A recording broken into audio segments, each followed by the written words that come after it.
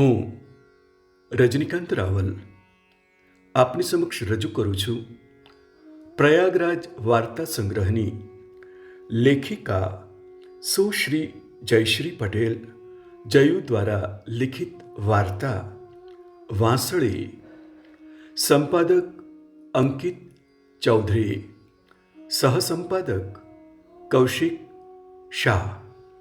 તો ચાલો મિત્રો, સાંભળીએ વાર્તા વાંસળી.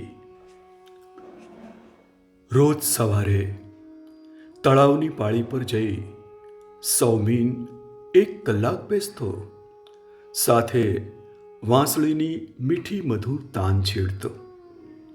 ક્યારેક સૂરજ દાદાના આગમનથી વાતાવરણ ખૂબ જ આહલાદક બની જતું, તો ક્યારેક તેના કિરણોથી તળાવ સોનેરી રંગનું સુંદર દેખાતું.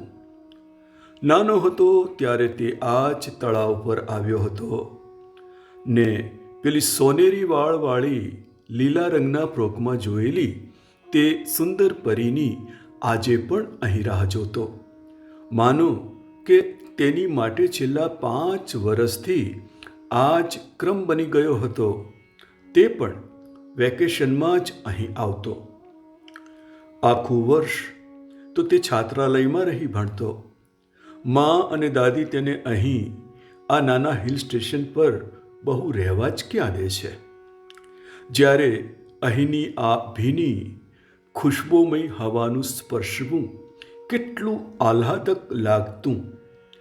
5 વર્ષ પહેલાં પોતે 15 વર્ષનો હતો, આજે 20નો થયો, તો પેલી પરી જેવી મુલાયમ ગાલોવાળી પણ તો 17-18ની થઈ હશે.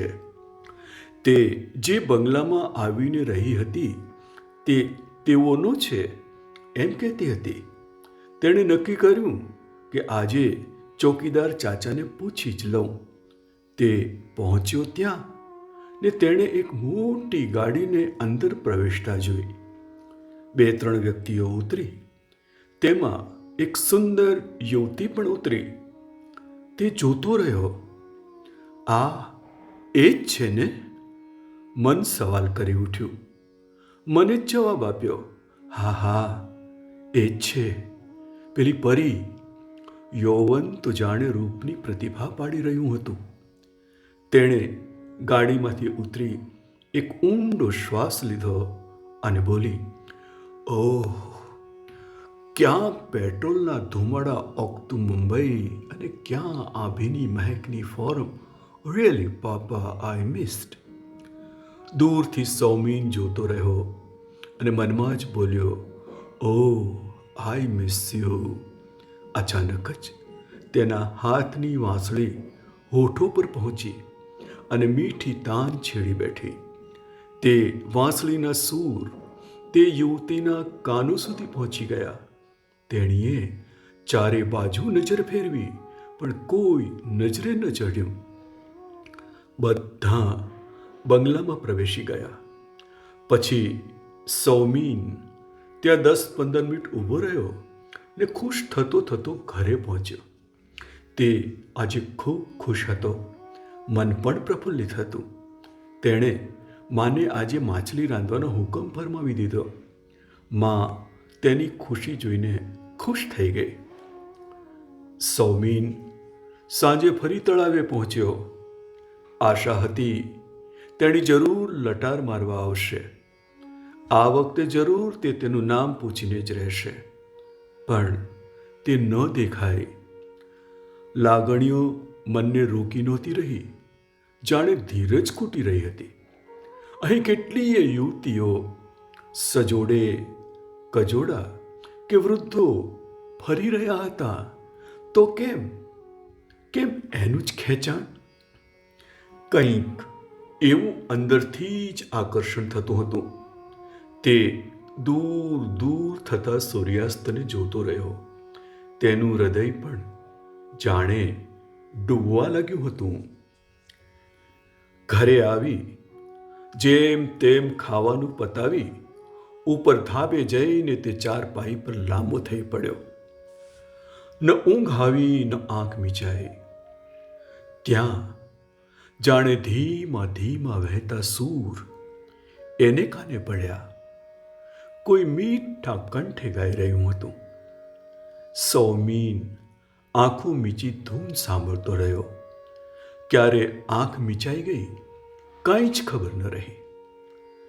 સવારના કૂણા કિરણોના સ્પર્શે તેની આંખ ખુલી તો તેણે મા અને દાદીને વાત કરતા સાંભળ્યા.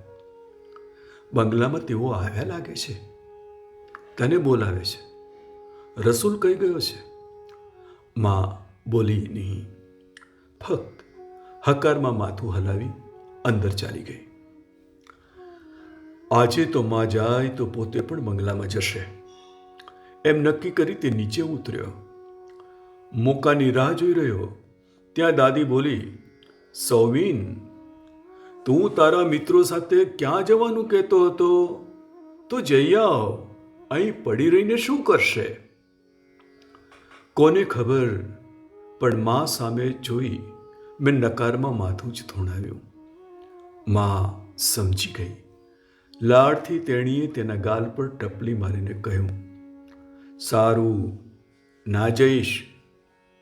હું માને પાછળથી વળગી એટલું જ બોલ્યો, સ્વીટ મા. તે દિવસે મા સાથે બંગલે પહોંચ્યો. ત્યાં મુલાકાત મનગમતી પરી સાથે થઈ. ઔપચારિક વાતો કરતી હતી તે પણ તેના હૃદયમાં તો જાણે પીગળતા મીણ જેવું સ્પંદન થતું હતું. રેણુ નામ છે મારું, તમારું નામ? ચમકીને તે બોલ્યો, સૌમીન. ઓહ, આટલો પરિચય આપતા આપતા તો સૌમીન જાણે ક્યાંક ખોવાઈ ગયો. તે ચમકી. યાદ આવ્યું તેને. કેમ તેને કંઈક વિચિત્ર લાગણી થાય છે? શું એને નહીં થતી હોય? તેણે એની આંખોમાં જોયું તો તેણીએ શરમાઈને નજરો ઝુકાવી દીધી. તે મનોમન ખુશ થયો. રેણુ તેનો હાથ પકડી તેની રૂમમાં લઈ ગઈ અને બારી ખોલી દૂર દેખાતા પર્વતોની હારમાળા બતાવી કહ્યું, પેલા દેખાય છે તે પર્વતો સુધી મને લઈ જશો? મને તેને સ્પર્શવા છે, તેને ખૂંદવા છે. મારા પગ તળે તેના કૂણા તૃણ ચગદાય તો નહીં જાય ને? સૌમીન તેને જોતો રહ્યો. માએ બૂમ મારી તેથી તે ત્યાં પહોંચ્યો. બંને ઘર તરફ નીકળ્યા. માં વધુ પડતી જ ચૂપ હતી, જાણે કે કોઈ ગંભીર સમાચાર સાંભળીને આવી હોય. સૌમીન કંઈ પૂછે તે પહેલા જ બોલી, બિચારી રેણુ. સૌમીન પ્રશ્નાર્થ ભરી નજરે જોતો રહ્યો. માં ટેકરો ઉતરી ગઈ.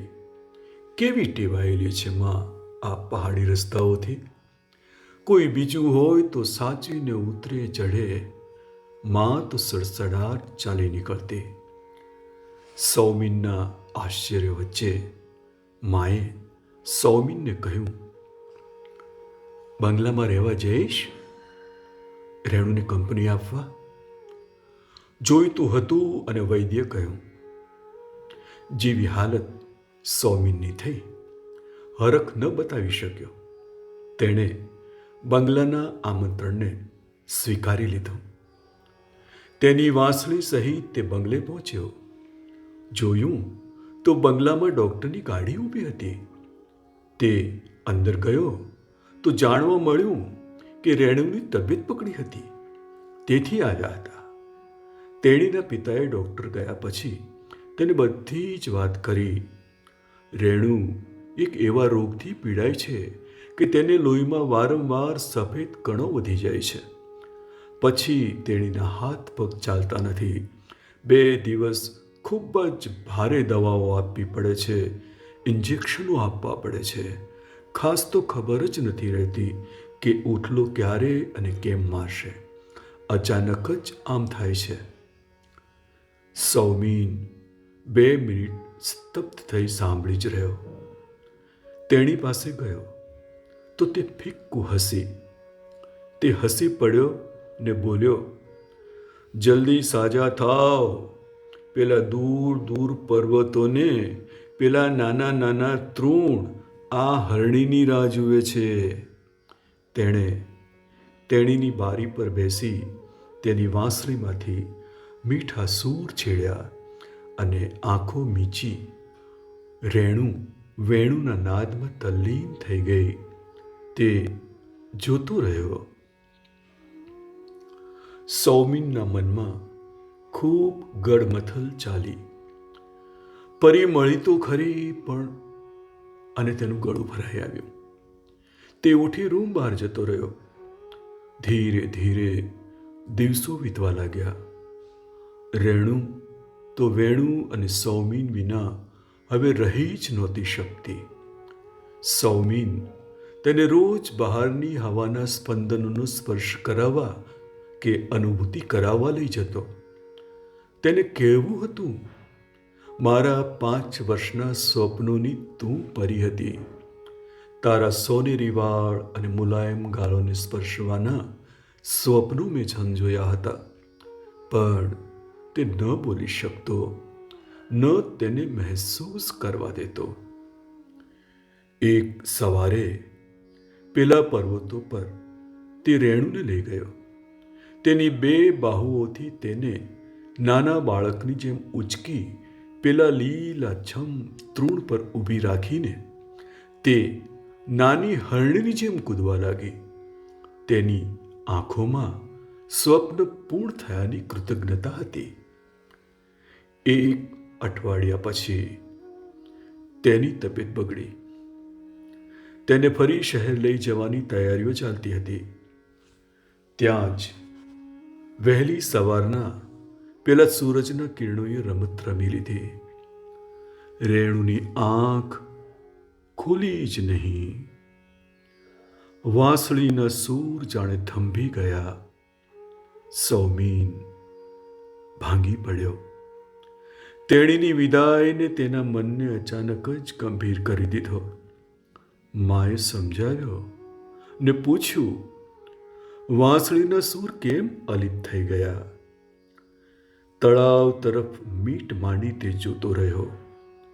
જાણે અંતરની સંવેદનાને પેલે પાર તેને પરી, જેને તે સ્પર્શીને નહીં સ્પંદનોમાં અનુભવી રહ્યો. આજ કે આવા અનેક અમીટ પ્રેમની સુગંધ જ એટલે જ સંગીતના સૂર હશે? શું એ જ પ્રેમનું પ્રતીક મધુર સંગીત હશે જે વાંસળી રૂપી તેની પાસે છે?